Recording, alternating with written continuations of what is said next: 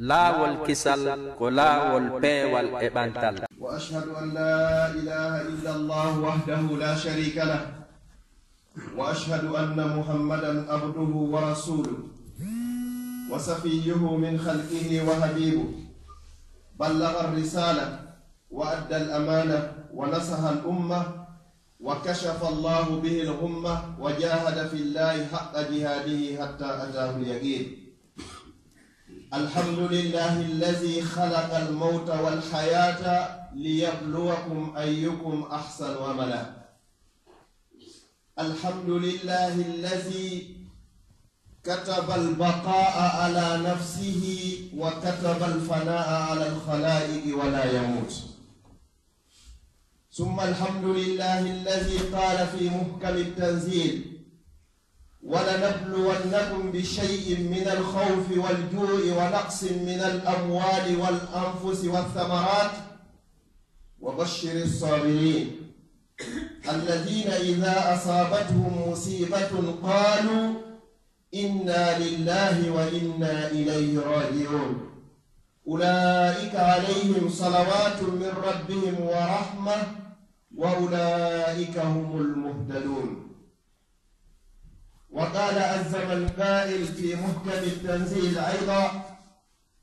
كل نفس ذائقة الموت. وقال أيضا: كل من عليها فان ويبقى وجه ربك ذو الجلال والإكرام. وختم هذه الآيات بقوله: كل شيء هالك إلا وجهه له الحكم وإليه ترجعون. أيها الأحبة، يقول النبي صلى الله عليه وسلم: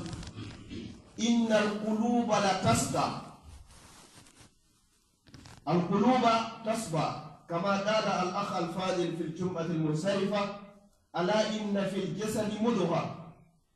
إذا صلحت صلح الجسد كله وإذا فسدت فسد الجسد كله ألا وهي القلب. أيها الأحبة، القلوب تصدع فما جلاؤها؟ قال النبي صلى الله عليه وسلم: ذكر الموت وكراهية الدنيا.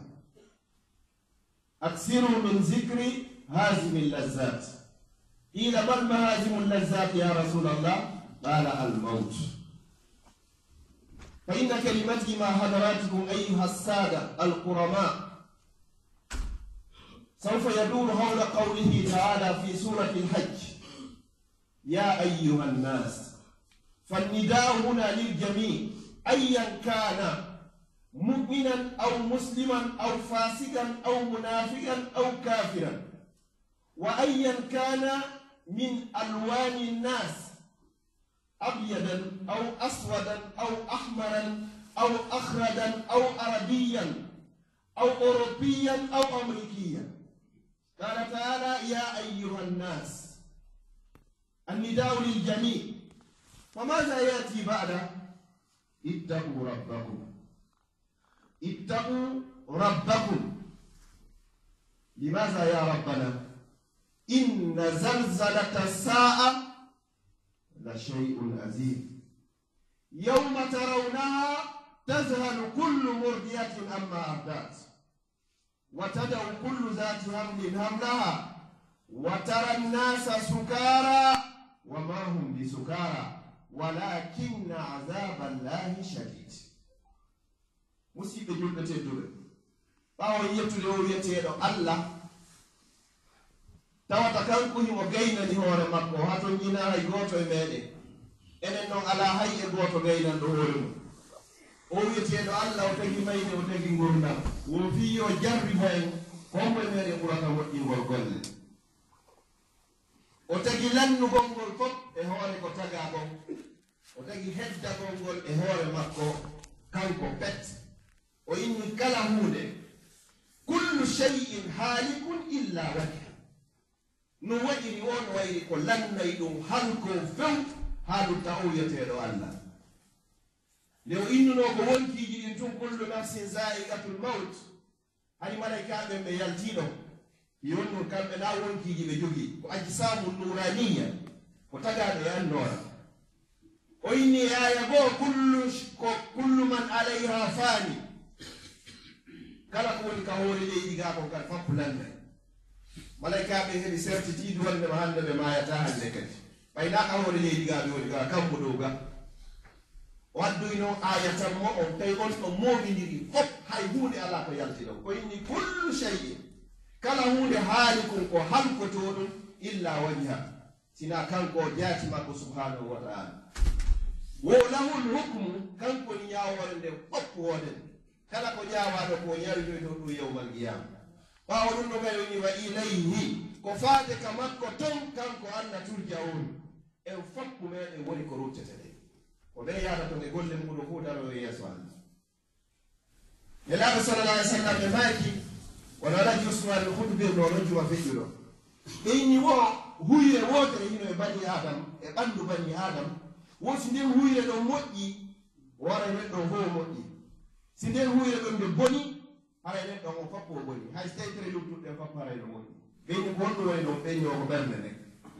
si ɓernde nden moƴƴi a moƴƴi si ɓernde nden boni haray moƴƴi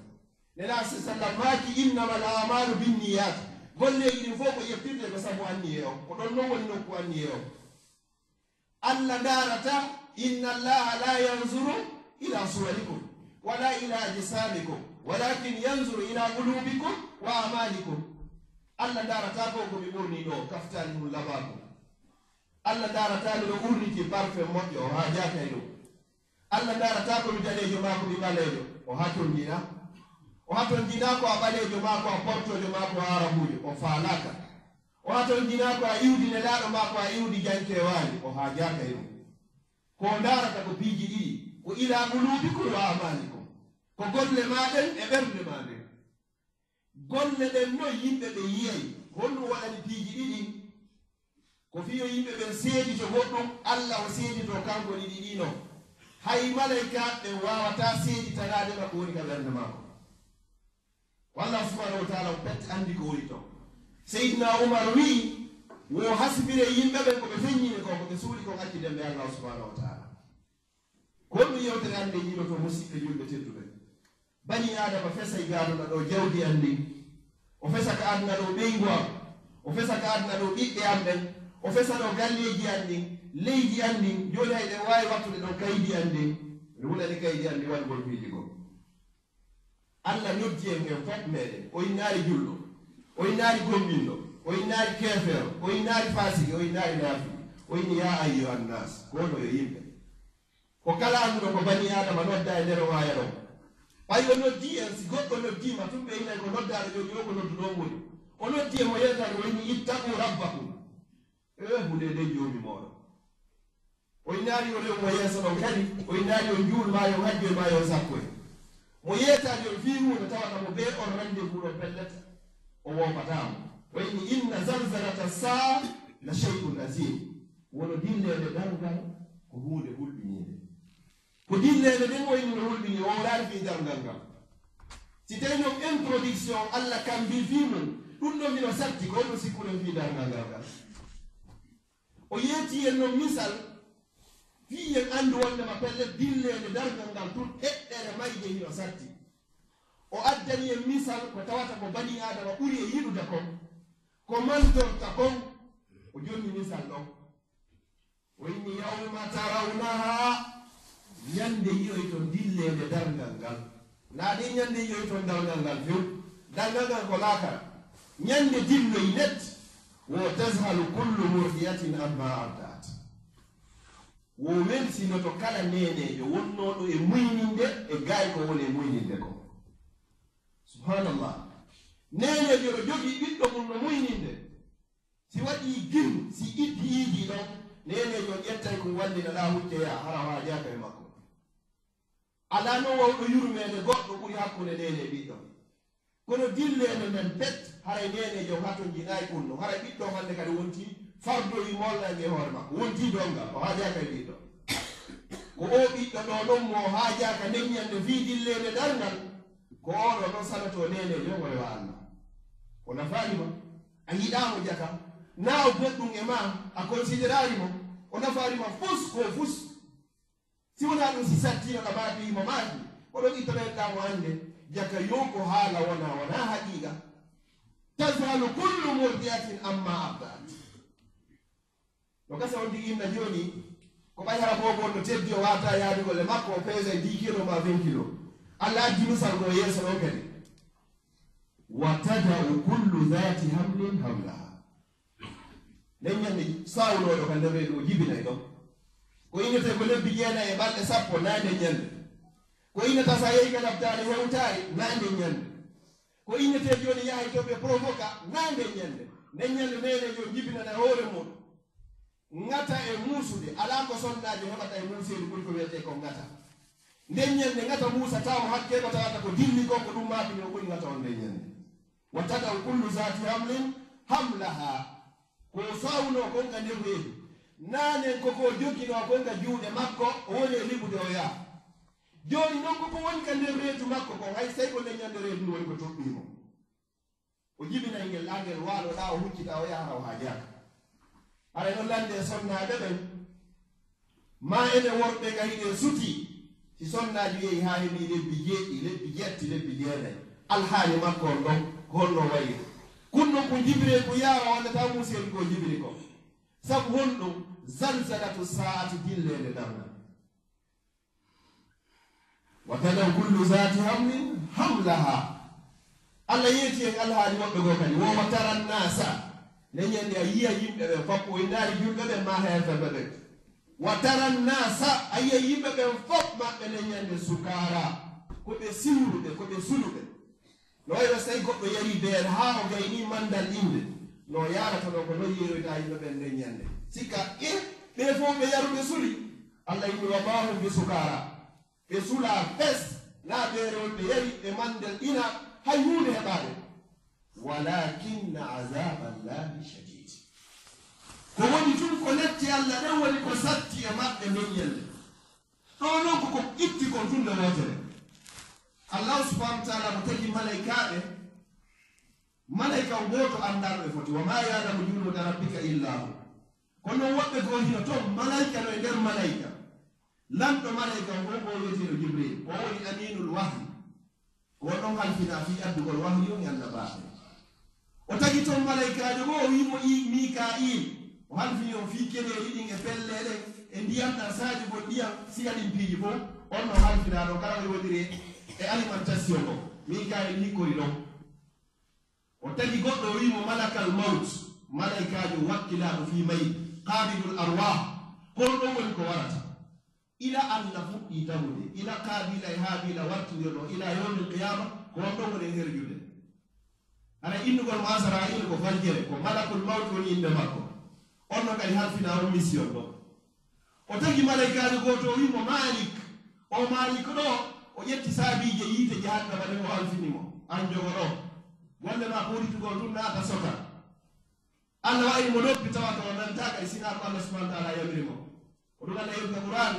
ya maliku liyaddi alayna rabbuk yeeto joomi ma joni mene wonɓe kagari inde yo waru men fiyamen fo lanna ala innakum makisun ono kay ko ɗoni golle makko pusso nanta sira ɗum no ɗum naademo nder ɗon husuhu fa gullu summa aljahima sallu summa fi silsilatin zarruha sabuna ziraan fasluku on no kati kanko nande ton o tagi malaikaji go winimo ridwan oɗo ƴetti saabiji aljanna ɗen kadi o yonnimo oɗo kadi nani konngol wotowa ɓeyni ko min woni mouhammad nde nelaɗo sallah alih sallam ari konki ka dammugal ko neññande udditete ridwan oɗo jogii ɗum ɗo hannde kadi ɓe malaikaɓe ɗo ɗon ɓe mari sifaji joyi ɗi bani adama jogaaki ɓe ñamata ɓe yarata ɓe ɗanota ko ɓe resata ɓe yeddata allah ko malaika jogii ɗum ɗon ɓe malaikaɓe ɗo ɗon ko ɓe non noon itta hannde kadi noon fi aynu golle si aroyama non ñalande ɗawgal mi ƴetta ɗon seeɗa allah noddo e baba adama bemmen adama en fof yowoɓe yewti darsu mum ɗo samedi feƴƴuɗo allah innama ko ayyo adam miɗo faala ya jonnan e yimɓe ma ɓen geɓal yiite jahannama ngen adama ina eley miɗo mari ka yimɓe an ga geɓa ko yahata jahannama allah inna he o inna jelo o inna kontu ɗon e nder wulure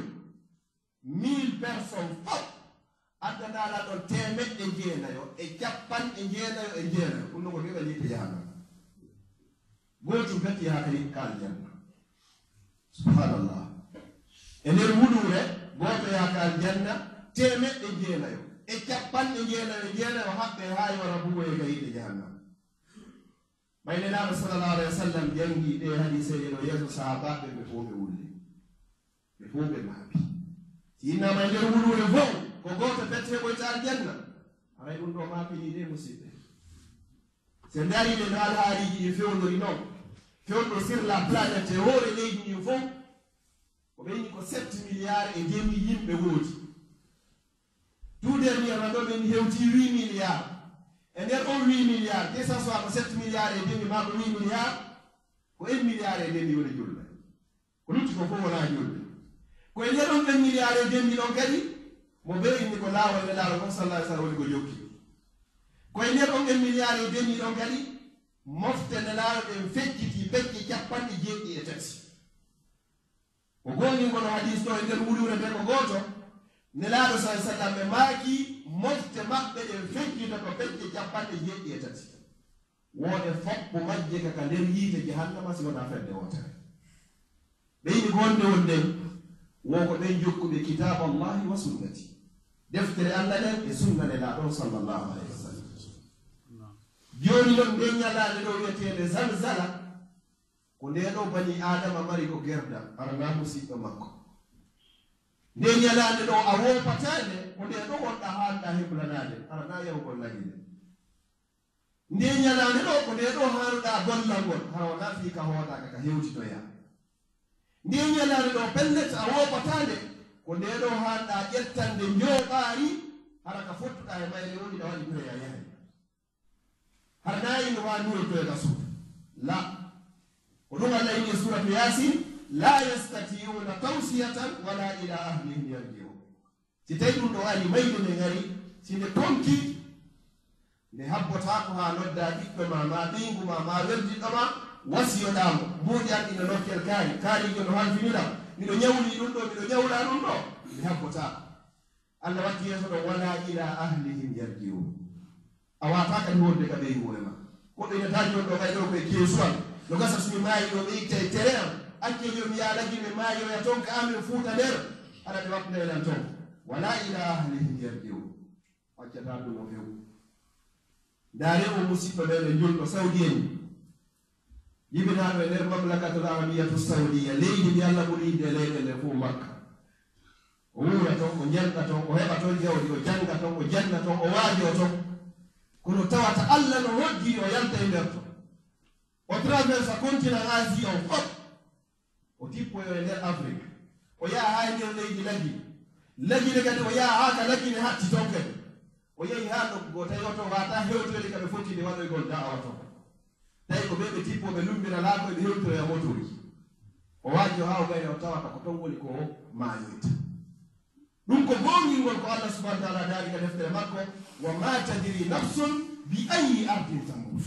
wallahi summa wallahi hay goto meɗe ganda konto woni makko ki yalata ko wonde tuma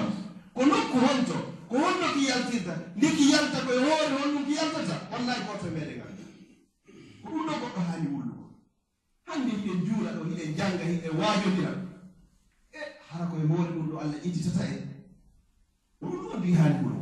na fiya golli lanni la misal ngal mi jonnata sowno ɓe no wayi wona match de football si fuɗɗodirama tun ala premiére minute goɗɗo yehi markoyi hollawo gañide ko 90 minutes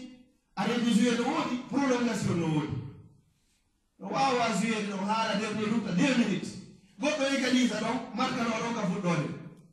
o égalisa ha gayna ka arrêté joué watta deuxiéme bi ko lanɗoyte ko wani ɗo markude on ka ko gañiɗo ko gañiɗo woni ko lanɗoyte naani ɗo markude na dominɗo kadi musidɓe julɓe tedduɓe neɗɗo fof neɗɗo no haali fesude kañum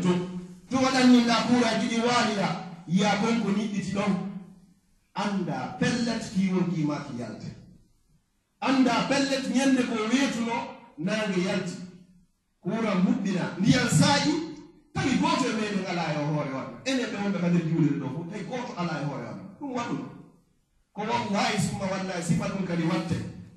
ñande go weetay yimɓe yaha e activité ji muɗum ha goto neɗɗe woodaka e hoore ma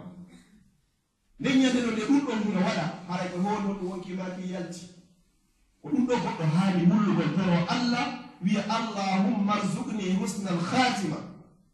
annabi torikema hokkan timmode labaade o waraɗo ɗo kanko timmitis Allah ɗo daali ka deftere makko wa man yakhruj min baytihi muhajiran ila Allah kala yaltuɗo ka suudu mum ko ferde yaafi Allah summa yudrikuhu lmawt o fottoy ton e mayde nde ma mayde nde jaɓɓima to faqad waqa ajruhu ala Allah aɗa ɗawaji makko ɗin tabitika Allah ɗon ko feere ila unnu kay temtinino kadi wona julɗo woni ko waɗi mo kadi woni ɗiɗi kadi seydna omar radiallahu anhu ñande o tufano ka juulide nde laaɗo sallah alih sallam no jullude waktu subaka ɓay oya tufimo haa gasi o yani teteke ɗi fak waali e kene ɓe ƴetti seydna omar ɓe naɗimo ka makko tawi tigi tigi o perdi conscience o few hande kene ɓay yehi haa hakkilkin arti ko wonno wani o landade o ini hal sallan nas ene yimɓe ɓe timmini julde muɗum nden taw tawi ko ɗum mardiri ɓenni mo hiiñi ɓenni wallelam min kadi mi juula ɓe walli mo kankadi o juuli waktu ɗum haa kasi ko wonno o landitino yeeso o ini mande ɗatalani ko hommo woni ko wari lam ko ɗum waɗi landade taw ɓe innimo ko warma ko tufma wonni sabu ma ko wiyeteɗo abu lulu atul majusi ko ɗo woni ko warma seydna omar ko wonno mo makko ɗo o inni alhamdulillahi alladi jaala qatli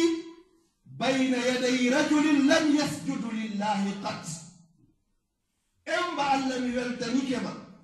tawata jaka wonay ɗo sabu mi maaya on ko aden mo sujjanaji allah sujudore wotere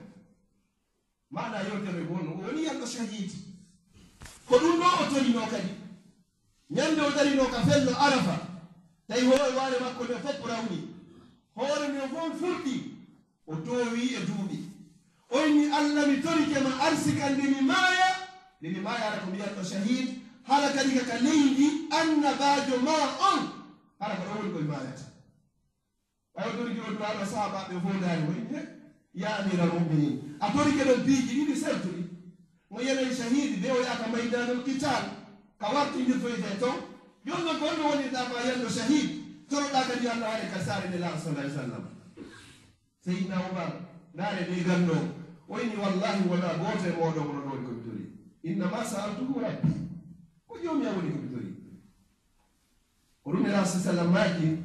man sa'ala llaha shahadata biha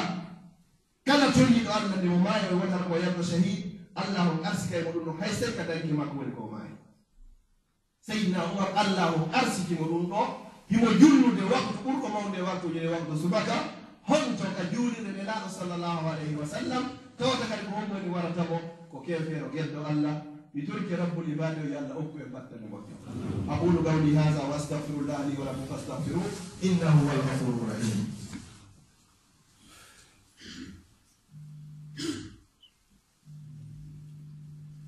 alhamdulillahi wa kafa ثم الصلاة والسلام على عباده الذين اصطفى الحمد لله الذي أنعم علينا بنعمة الإسلام وكفى بها من نعمة يبتي الله سبحانه وتعالى توقع نيالاني جمع نيالاني قرن مولد نيالاني يفق نيالاني توقع وليدو بابا من آدم ونكو تغا وليدو ونكو نادا كان جنة وليدو ونكو يالتنا وليدو كو تبنادا درنا نغاقا يجب تاكسنا نيالاني جمع يدرك الله يالله وكيف بطل مخ مسيبة يقول تتبع يقول النبي صلى الله عليه وسلم يتبع الميت ثلاثة وقوم تينك ميدو أي بلد كو بماي ميدي نوايو كو وندو نوايو ويني ومبه بنكالي كم وقوم يدي الله وكو يدي الله كو بيو دو كم لا محال وقوم كو يدي الله كو سبي الله وكو بيو فوفا كو بيو نياما كو بيو يارا كو بيو دانو awa mayde kadi fala budda en fof meɗen ko en maayede wonno tigi mayirta ko wonni tuma ko wonto goto andamo sina allah subhanahu wa taala wo jonno si goɗɗo maayi ko piiji tati woni ko ɗawtatamo yatba'u lmayitu salat ahluhu wa maluhu wa amal rawahu Muslim ko ɗowtata ma ko piiji tati yimɓe maɗen ɗowtate jawdi maɗen kadi ɗowtate golle maɗen kadi ɗowtate ɗiɗo piiji tati wonmo ko ɗowtayma e nder ɗiɗo piiji tati fa yarjiu snani wa yabqa ma'aka fi qabrika wahid ala wa huwa amaluk in kana khayran fa khayra wa in kana sharran fala talumanna illa nafsak piiji ɗiɗi ɗi yirto luttita e gotum ka nder ngay kama ton ɓeygude ma nde wallahi ɓe yirtoto sonnaji on si ɓe ƴetti fole on si yaltinama ɓe naɓama fewnugo enen yetta misalene ngerot ɗo sa yehi laftani a mayoyi to wallahi hande goɗɗo ma yaɗo ɓe laftani ɓe artirimo ka suudu ko mayɓe ka suudu ɓe nanete ka laftade nawre ka moom ƴetteɗo nawre kaye fo nane laggi e tippiɗo direct ka ɓer ala fof programme jama fof falama debana sade seeɗa e mande kadi tan 10% no wayi wo hande kadi antu ɓenno ko ɗum ɓe wonma wallirde nelaano maaki no sallah ai sallam wogiɗo ma o ɓurɗoma yidde o sa maayi ko wonnoma wallude ha fino hewtiro a heeña si tawi toon no moƴƴi alhamdulillahi so tawi toon no moƴƴa tan ɗon ɓe seeɗima ɓe arta activité ji maɓɓe kadi continue wallahi ɗe balɗe ɗo ɓe yeehi sumoygol ɗo goɗɗo loslaar to ɓayi kunkun 16 ans geɗal musidɓe meɗen ɗo ɓe dalama kam wona e suure ɗo wallahi téléphone je ɗi soni hatta yimɓe ɓe yehi sene ɗa jaami wallahi summa wallahi ko mi yiiri guete am fa ɗilanni enen fof kadi hewtay ɗo yuru men nden lannino ande kadi golla hoorema ko moƴƴi ko sina to si goɗɗo yehi mo wuuri ɗuɗa mo dogi dayinɗa ƴewɗa a yehi uppoy goɗɗo naadoɓe nder ngay ka omdita yo téléphone ma somi yaha fi activité ji ma yeggita ɗum ɗon wallahi ɗo wawa so tawi anga yeggiti angada hewtay ɗo ya ɗum fuuɗa hay so tawi goɗɗo ma ɓe mbanɗe ɗon fop haray doyi on no woodi yuru men no woodi woɓɓe yahata hay golleji ko kara hannu no yeggitirte joni no yehi hewtika wiyete akhiru zaman mayɗo o lanni hay goto ala soɗoɗaɗen ko inneteɗo istahfiru li akhikum fa innahu l'ana yus'al torane musidɗo mo israel mo lande ɗum yeggitanoma ko téléphone yiɗi wona ƴettel yaɗa ano mbeɗen surrude ɗo so ɓe gaydi mi yettoto joni wallahi ko ɗum woni fewjude yo wattinoy go skarɓek ɗo kañum berɗe ɗo ara jaɓede téléphone ji subhanallah yon noon ɓe inni o piiji ɗiɗi yiltoto luttita e gotum ɓeygude ma nde yiltoto ɓeyguma ko haɗa wonnata ɓeyna woluga ɓen mo yata to si tawi noon ko sakkinoma yimma ko juula subaka a perdi nde ñande wallahi a waɗi ɓe takko o haronki juuloygol subaka a accay mo ɗon yaha antu waaloy to nder to nelaɗo sallallahu alih w sallam nene aicha waali nelaɗo waali ka hoori puse nene aicha ha wonkiki yalti nde wonkiki yalti ɗo nene aicha sorduno koyɗe mum ɗe yalti wulde ko nelaɗo ɗum on bano ka nder ngayi e weddata ɓeygol men ha hewten ɗo fala tahurannakumul hayatu dunia wata ɓeygude giɗi ñanna o jawfe musidɓe julɓe ledduɓe darnal ko hewtu ɗum ɓeygude men nde yintike si tawi ko jogiiɗo moy hara ka meɗen joni ɓe tumba mo yotowi makko ni ɓe puusa ɗum ha hewta to ɓe ɓaɗori ka berɗe toon taw kuurji fof no waɗa ɓe nawto waɗataka subhanallah ni jawdi ko gandi no ɗaɓɓirol ɗum laaɓi ma laaɓa ba ɓe ni o seedi e ɓayri hannde kadi fiya seedi e ɓayri no sira ndi jawdi ndi ndi perdintake nayi ɓe uppuri ɗo wala goɗɗo gollitirta mi mana an tunkoya yow hasbore may ɗon tawama nder ton ko ɗum woni mana ɗon ukkineɗa nder ton amaluka golle maɗe anne golle maɗe wona e surideɗe nagenene ma na baben ma na ɓiɗɗo ma na ɓeygu ma na karmoko ma na weddiɗo ma wona hay e goto sina golle ma ɗen wan anduno ko wonno gollude hande kadi ɗen no wonko nder ɗon ɓombiɗe hande kadi pesa ɓe yalta ɗon siwini keno seeɗa ƴettani soir o fitta o heeɓi yimɓe honno nanni wolama yo allah tan waɗano moƴƴere nder to musidɓe julɓe tedduɓe ko nde ñalade ɗon hanuɗen gollande anne goɗɗo so welda weldire fi allah so huwodira huwodire fi allah so naɗide naɗide fi allah ko hayɓe hunde o wawana na bani adama ta weddinkine no haaronkarengol allah sina ɗum hara perdi ta goɗɗum jokko o addoɗa ta ɗum joggi anna koni tuma taƴata haaronkarengol allah subhanahu wa taala kono ko no andirta ɗa rewde allah ma ala rewde allah e nder waktuji joni juuleteɗi e nder allah si tawi goto a heɓani julde jama ka juulirde kadi hentini subaka hara dartu golle maɗe mo juuli subaka ka juulirde man salla subha fi jamaa faka annama qama leyla kullu mo heɓi julde jama waktu mum ka juulirde baraji ma no fota wasa naati jamma fof an ɗon a perday ɗum ɗo fof anda perdi ko a hettata wa man salla l isha fi jamaa فكأنما قام نصف الليل براجي ما نفوت وسا نافي فكر جمع